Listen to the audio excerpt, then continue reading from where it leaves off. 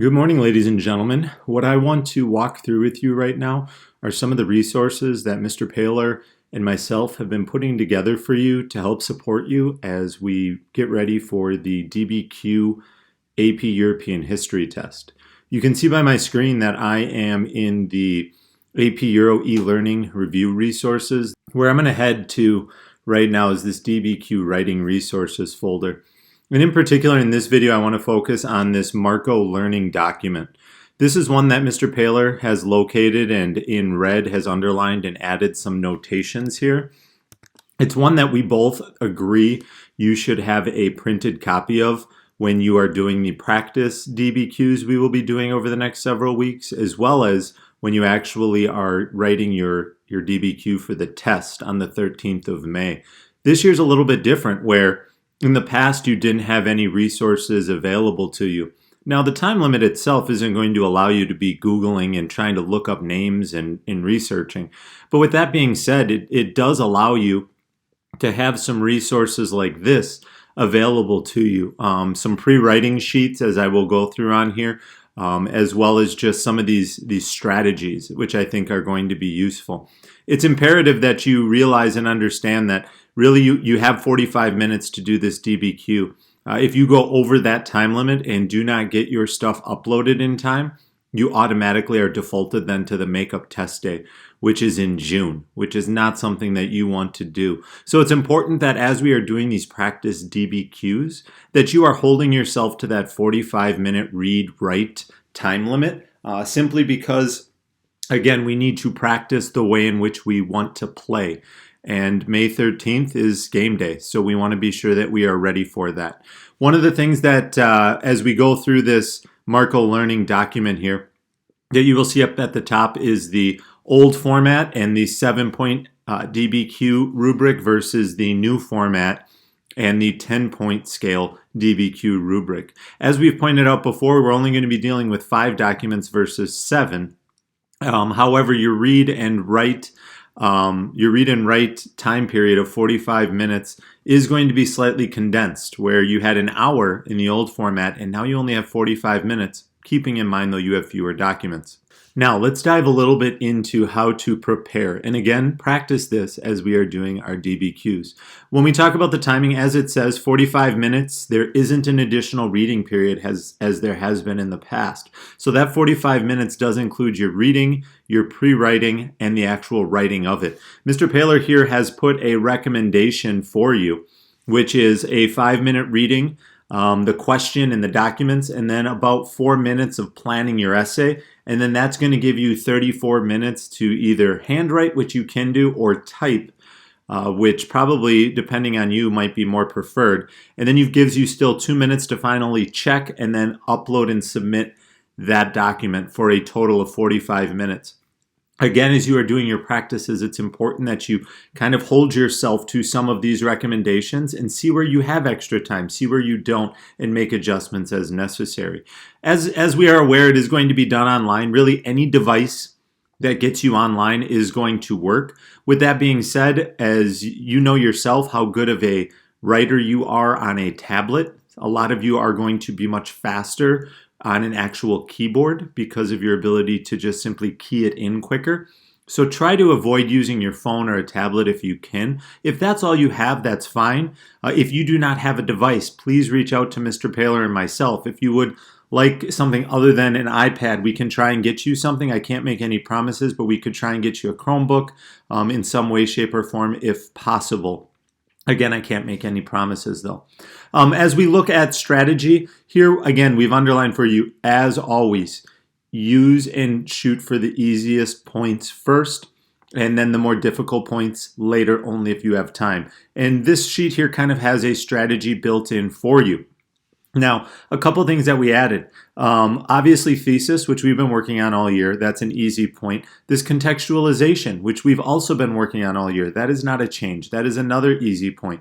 We have been talking about all year long outside evidence. And remember that outside evidence is more than just a Oh, and by the way, this was what happened or what went on. It's got to be a lot more in depth. You also have to use that and incorporate that into whatever your argument is to support that argument. You now need two pieces of outside evidence, okay? But as we look at this rubric, the point is that in many instances, it is not very different than what we've been dealing with before. It's just fewer documents and a couple more points here and there. Now, the way that this has your rubric laid out, and we've talked about this all year long, is to cite your document properly and then to explain what the document is saying and how that document is supporting your argument. Now, what we have down here, you're going to obviously do this for sure for 2, which will get you a point, but to get that second point, you need to do this for at least 4. Which means if you have time, you should use all 5 because, again, that gives you a free round, so to speak, or a freebie should one of your documents maybe not align or support your argument in the way that you feel. If you only use 4 and one of them doesn't support in the way that you're supposed to, you're now going from this 2-point earning back down to just 1. Now, it's also important here to see, we've been talking about HIP, right, all year long in sourcing your information. Now, this right here in the middle where it says sourcing, this is what we've been talking about all year long with HIP, and we've practiced a ton on HIPping documents. If you HIP one of your documents, that's worth 1 point. You HIP a second one, that is worth 2. As we again have said, this is where that practice, as we are going to start practicing this week and in future weeks, you've got to hold yourself to those time limits to get an idea of what you can do. If you have the time to HIP 3 and give you a freebie, do it. If you have the time to use 5 documents to support your argument versus just 4, do it. But you're not going to know that unless you take this seriously in practice. So again, a lot of this that we're going to do is just going to be based on completion because we want you guys to get in the rhythm of how to do this. Let's keep going. Now, as we look at what the question most likely is going to be, it's important that, as it says up at the top, always start by analyzing the prompt carefully. And we put in there, understand that you need to answer and what your argument will be. This is important. You need to take a stance. When they are up here in the rubric talking that you are going to have to use documents to support your argument, you need to make an argument. Whether that is the Catholic Church was in opposition to the scientific revolution, you need to take a stance, and that's important. Now, as we continue to read on here, we've underlined that you always want to have that extra document. So as it says here, use an extra document in case you misinterpret one.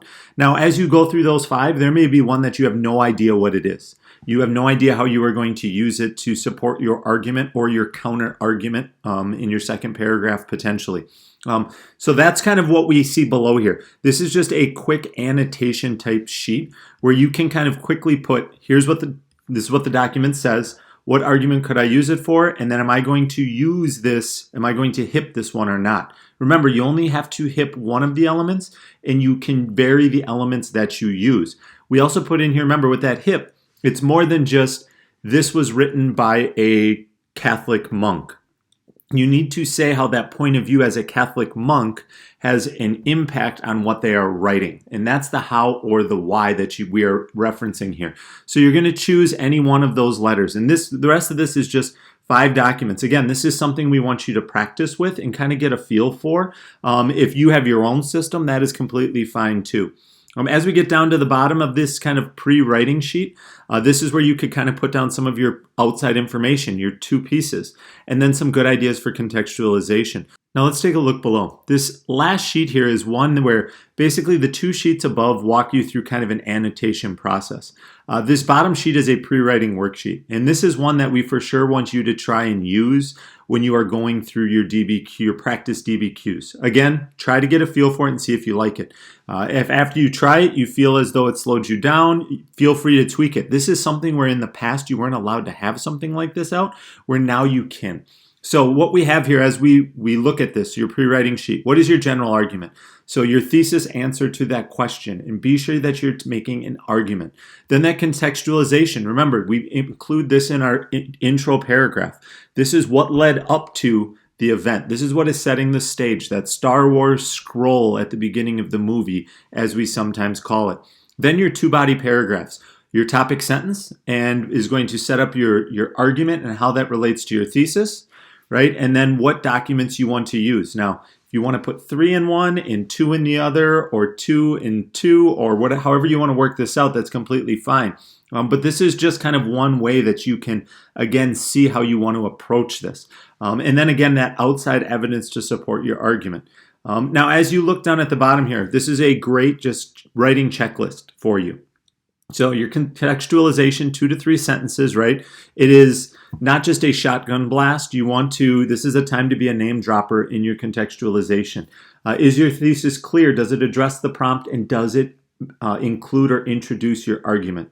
When you look at your documents, did you use at least 2 documents to support your argument to get the 1 point, and 4 documents to get the 2 points? Did you include at least 1 or 2 separate pieces of outside evidence to support your argument? Again, we're shooting for 2 to get that extra point. Did you evaluate the historical situation, or did you HIP at least 2 documents? If you can, we're doing 3. And then finally, did you attempt to develop a complex argument? Now, this is where we talked about that. Maybe it's causation, maybe it's change over time, maybe it is your counterpoint. So that's another way to show complexity within your writing. And we've talked about that after our last teacher workshop day. This is, again, something that we just want you to try. And if you have more questions, please reach out to us. We can set up individual Zooms if we need to, just to walk you through this. Hope this makes sense. I know it's a little long, but again, we just want to make sure that you have the resources available to you.